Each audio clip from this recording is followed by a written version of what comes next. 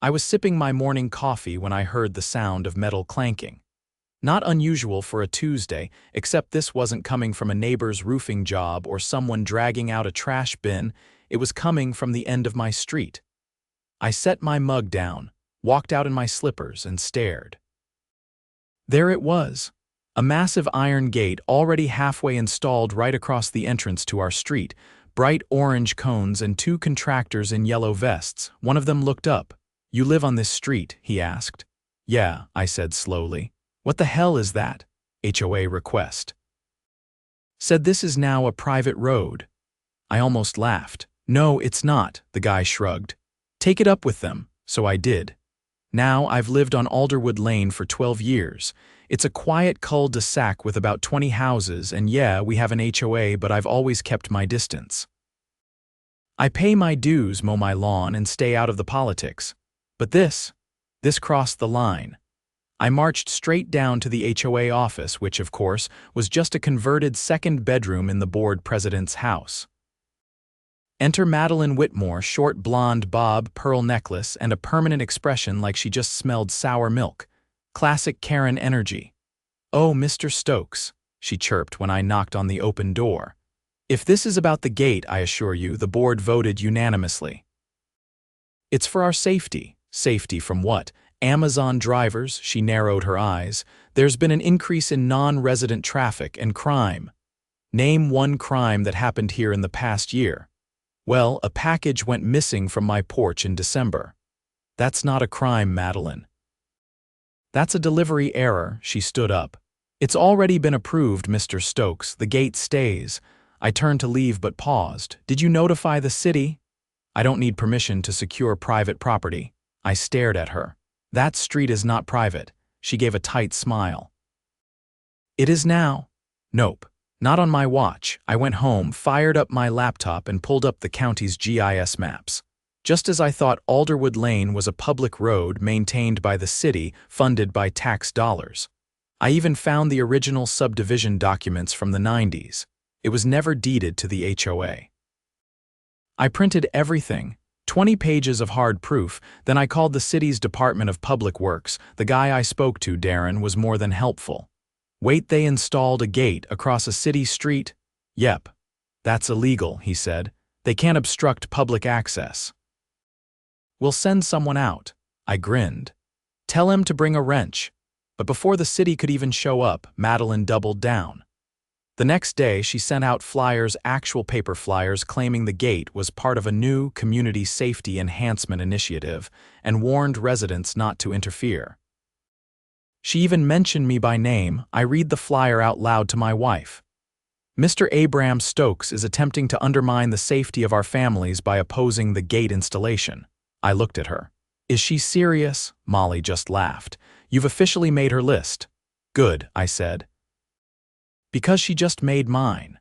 By Thursday morning, the gate was fully welded into place, complete with a keypad entry system and a smug little sign that read, "Private property residents only, HOA secured access." I didn't bother entering the code. I walked around the side through someone's yard and made my way to the other end of the street. The entire neighborhood was buzzing.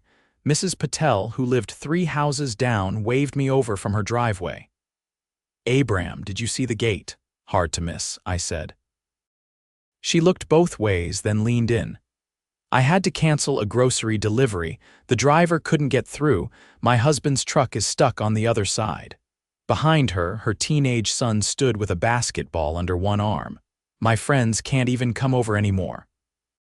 "Their parents won't deal with the code," I nodded. "You're not the only one. I've got the city involved." "You think they'll take it down?" "They will once they see what I have." I spent the rest of the morning gathering statements. The gate hadn't just irritated people, it had disrupted their lives. A nurse on the corner had to park 2 blocks away and walk in her scrubs. The Thompsons, an elderly couple, missed a medical appointment because their transportation service couldn't access the street. It was escalating fast. At noon, 2 city inspectors arrived in a white truck. I met them at the gate with my folder. "Darren sent us," the taller one said. "You Stokes?" "Yep, here's everything." He flipped through the documents, nodding slowly. The shorter inspector pulled out a measuring wheel and clipboard, pacing from the curb to the gate.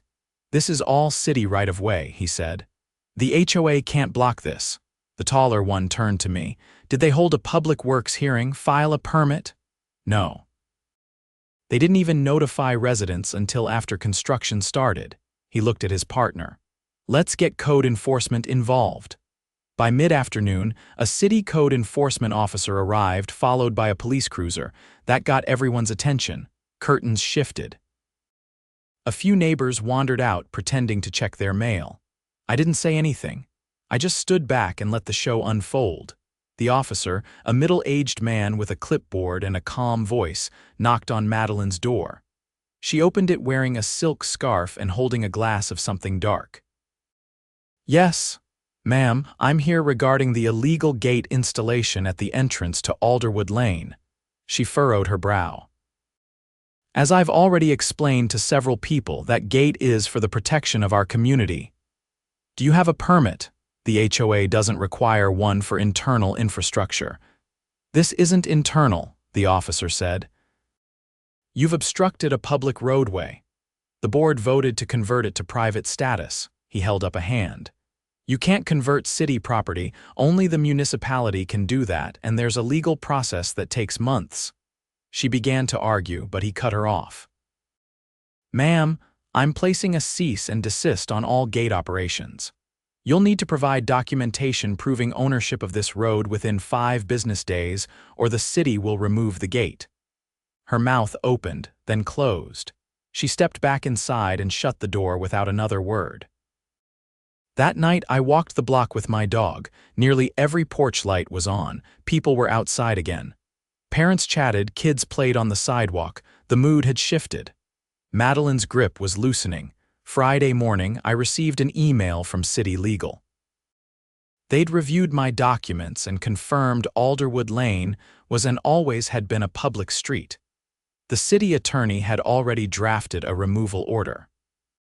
If the HOA didn't comply voluntarily, the city would dismantle the gate the following week and fine the HOA for unauthorized construction on public property. I forwarded the email to the HOA board's generic inbox. That afternoon, I got a call from someone I didn't expect, Trevor, the HOA's vice president. I barely knew him beyond seeing him at the last block party where he spent most of his time complaining about dog poop on lawns. "Hey," he said, voice low, "you were right. I looked into it myself. Then you know this never should have happened." She pushed it through without a full vote, said it was an emergency measure. "Did you sign off on it?" "No, neither did Rachel or Carlos." She told the contractor the board was unanimous, but she never called a meeting. I stood up from my desk. "That's fraud." "That's what I'm saying. She's been running things like a dictatorship. I think it's time we changed that." "Then let's do it legally," I said. "Get the rest of the board together. Call an emergency member meeting under the bylaws." He hesitated. "You sure that'll work?" "Only if you're ready to back it up in front of everyone." By Saturday afternoon, flyers started appearing again, but this time they weren't from Madeline. Special HOA meeting Sunday, 4 p.m. Community Park. No agenda listed, but the implication was clear. Word spread fast. Sunday arrived with more lawn chairs than I'd seen in one place since the summer barbecue 3 years ago. Over 30 residents showed up. Trevor stood at the front with Rachel and Carlos. Madeline arrived 10 minutes late, wearing sunglasses and refusing to sit. Trevor cleared his throat. "We're here today because the recent installation of the street gate was done improperly. Several board members were not consulted." "The president acted alone." Madeline stood immediately. "That's a lie. The board was informed. You never called a vote," Rachel cut in.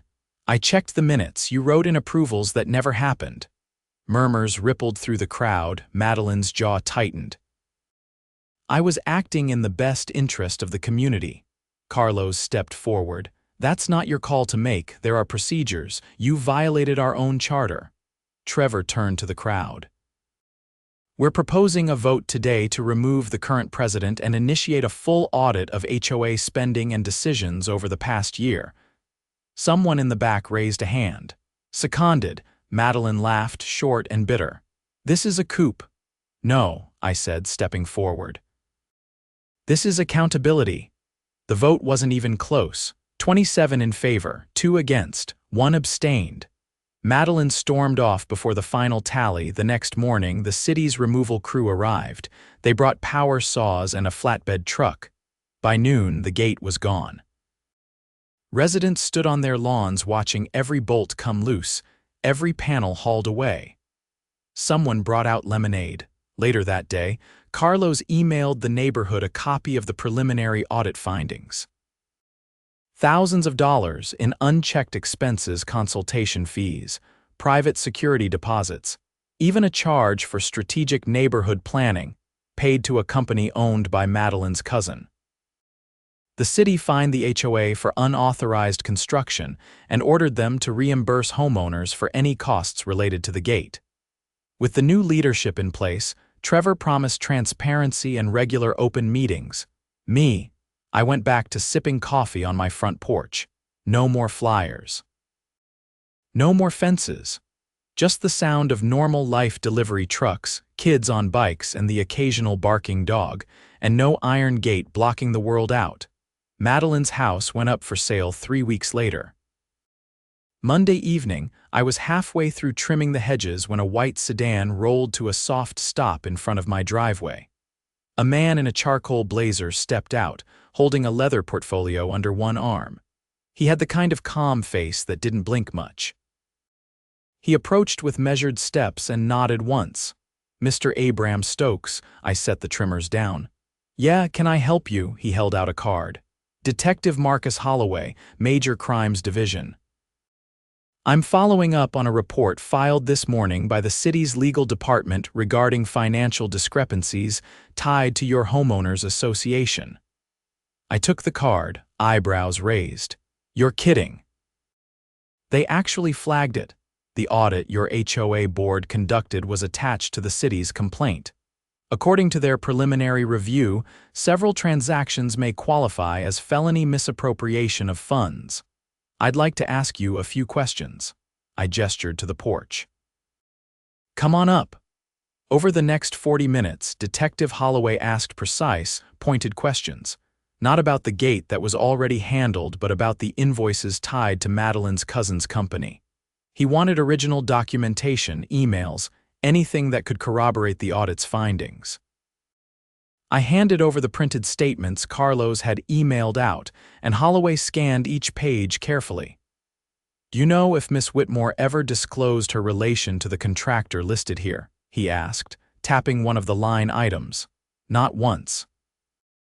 "She just told people it was a vetted vendor," he nodded. "There's no business license registered under this name. The address listed is a UPS store out in Fairhaven." My heart thudded once. "So it's a shell, likely. We're looking into whether any of the funds were funneled through that address. We've already requested a subpoena for the HOA's full financial records for the past 18 months. I leaned back in my chair. "You think she's going to be charged? If what this audit shows holds up, she won't be the only one." The next morning, Trevor sent out a notice. The HOA's bank accounts were frozen pending investigation. All non-essential expenditures were halted. And then, the real bomb dropped. Detective Holloway returned with a city finance officer and 2 officers from the sheriff's department. This time, they went straight to Madeline's house. By then, the for sale sign had vanished and the blinds were drawn tight. But the officers knocked anyway, and when no one answered, they circled around back. Neighbors gathered quietly on porches and sidewalks, watching the scene unfold in uneasy silence. Eventually, they came back around front. One officer spoke into a radio, and within minutes, a locksmith arrived. 15 minutes later, the front door opened. Officers entered. Trevor arrived minutes later, out of breath and holding a stack of documents. He handed them to Holloway, who nodded and tucked them under his arm. No one said a word until the officers emerged from the house with 2 desktop towers, several file boxes, and a laptop bag. "She's not here," Holloway said, addressing Trevor. "Do you know where she might have gone?" She told someone at the last board meeting she was visiting her sister in Temecula, Trevor said. But that was before the audit results. She didn't go to Temecula, Holloway said. We pinged her phone last night. It was active for 6 minutes at her rest stop outside of Yuma, then it went dark. Think she ran? I asked. He didn't answer directly. Instead, he turned to the other officers. Let's get this logged. I want a warrant issued before noon. The next 3 days were surreal. News vans appeared before noon on Wednesday, lining the entrance to Alderwood Lane. Reporters knocked on doors. A segment on the local channel aired that evening, showing slow pans over the now-removed gate, the audit excerpts, and a blurry photo of Madeline from a community picnic 2 years earlier. By Thursday, the California State Attorney's Office had taken interest. A subpoena was issued for anyone who had served on the HOA board in the past 2 years. Rachel and Carlos were cleared quickly. Their names never appeared on any of the shady expenditures, but 2 former board members weren't so lucky. 1. A man named Dennis, who'd moved out 6 months earlier, had co-signed a contract with Madeline for landscape redevelopment, consulting a project that never materialized and cost the HOA over $35,000. The other, a woman named Claire, had approved a payment for legal consultation, which turned out to be a personal retainer for Madeline's divorce attorney. It was bigger than anyone expected. Friday brought another twist. A man in jeans and work boots came to my door holding a clipboard and a rolled-up blueprint. "You're Mr. Stokes?" "Yeah, I'm from the county roads office. We got a request from your HOA last year, from Miss Whitmore, asking for a detailed survey of the parcels surrounding the southern edge of Alderwood Lane." "Why?" Said it was for a beautification barrier. But now that the city's flagged the HOA's activity, we're reviewing all related requests. This one stood out. He unrolled the blueprint on my porch table. It showed Alderwood Lane, but with a new fence line cutting behind 5 homes at the edge of the development, including mine.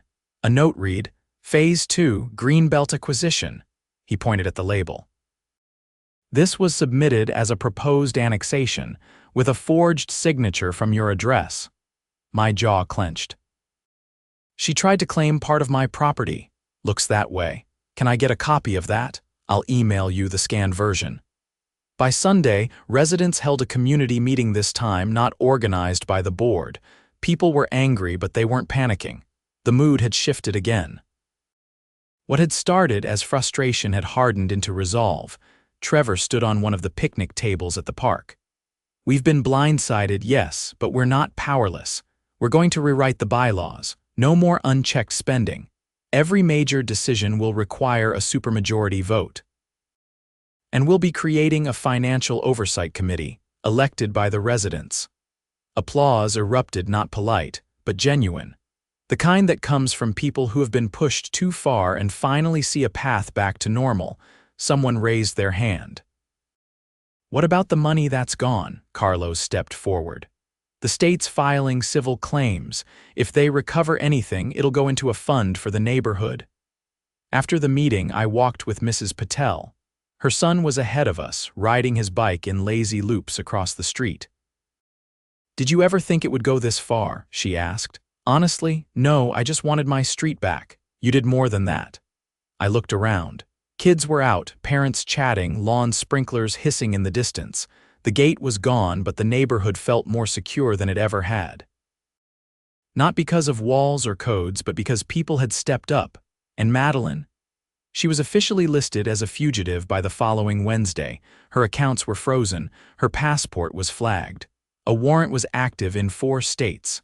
A week later, I got a call from Detective Holloway. "We got her," he said.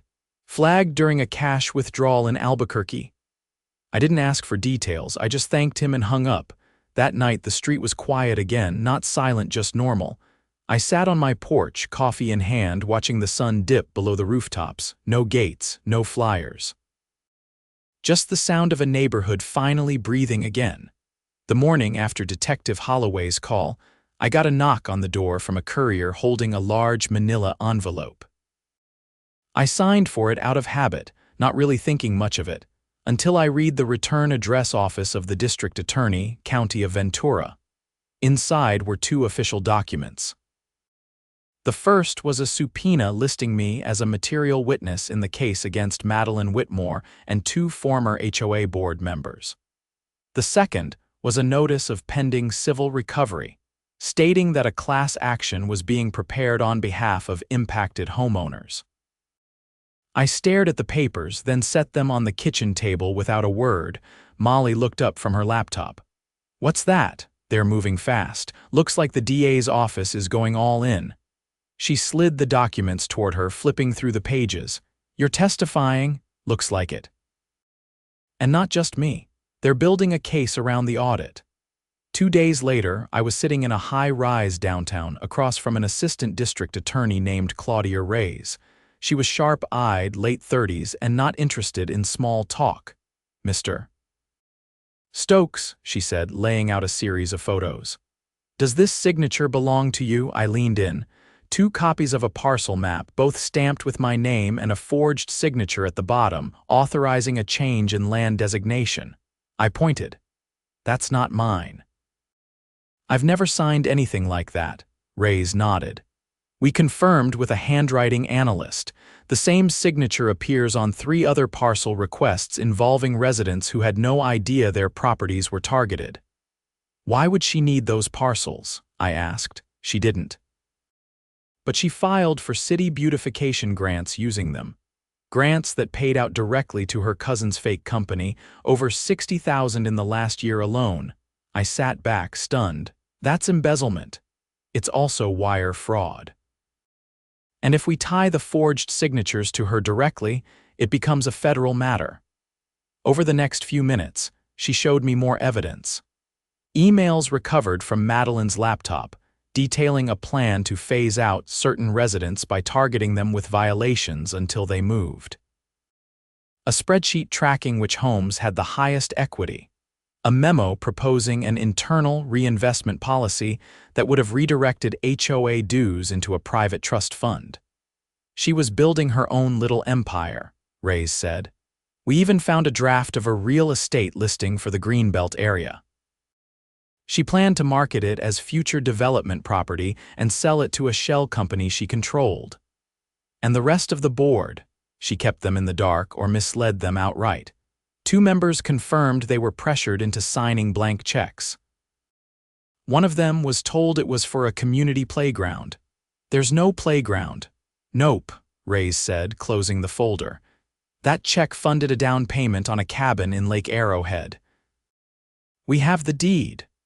The trial was scheduled for early fall, but the impact was already rippling through the neighborhood. Residents who had once nodded politely at HOA meetings were now organizing weekly forums. People who had never spoken beyond waving from their driveways were suddenly reviewing bylaws together. An accountant down the block volunteered to manage temporary finances. A retired paralegal created a new compliance checklist. Even the local paper picked up the story, publishing a headline that read, "Gate of Deceit, HOA President Accused of Massive Fraud." I spent my evenings fielding calls from other neighborhoods, asking how we caught the fraud. I told them the same thing every time: start with your street. Then follow the money. The day of the hearing, the courtroom was packed. Rows of neighbors sat shoulder to shoulder in the gallery. I took the stand right after the forensic auditor. Reyes walked me through each document slowly, methodically, making sure the jury understood the timeline. "Mr. Stokes, when did you first suspect something was wrong?" "When the gate went up without warning." "And what did you do?" I looked up the property records, confirmed the road was public. "Did the HOA president consult you or the other residents before installing the gate?" "No." "She acted unilaterally." "Did you ever authorize her to use your name or signature to alter property boundaries?" "Absolutely not." "Have you been reimbursed for any of the losses caused by the gate installation?" "No, but I'm not the only one who lost money." Everyone on that street did. 3 hours later, the jury deliberated. It didn't take long. They returned with a unanimous verdict, guilty on 11 counts, including fraud, forgery, misuse of public funds, and conspiracy to commit wire fraud. The judge didn't wait to schedule sentencing. "I have never seen such a calculated abuse of community trust," he said from the bench. "You used your neighbors as pawns to enrich yourself. This court sentences you to 12 years in state prison, with eligibility for parole after 8. Restitution will be determined following asset seizure." Madeline didn't speak. She kept her eyes fixed ahead, lips pressed in a tight line. Outside the courthouse, the neighborhood clustered on the sidewalk. No one cheered. There was no celebration, just a quiet sense of completion. Trevor stepped next to me, holding a thick folder. "Final audit results," he said. "We're clean now, no more surprises." "Good," I said. "People deserve better. We're keeping term limits. No one's running this place for more than 2 years again." Molly came up behind me, placing a hand on my shoulder. "The neighborhood feels different now." "It is," I said. "We know each other now." That's the difference. 2 weeks later, the Civil Recovery Fund received over $90,000 from the sale of Madeline's assets. Her cabin, her car, even the money in her cousin's account, all liquidated. The funds were allocated across all 20 homes. Some used it to repaint, others to fix driveways. I used mine to plant a new tree where the gate once stood. That fall, a new family moved into Madeline's old house. Young couple, 2 kids, golden retriever. We brought them a pie and welcomed them to the street. They had no idea what had happened, and that was just fine with us. The new board issued one simple rule change. Any structure erected on or adjacent to public property required a recorded city permit and a 75% resident approval.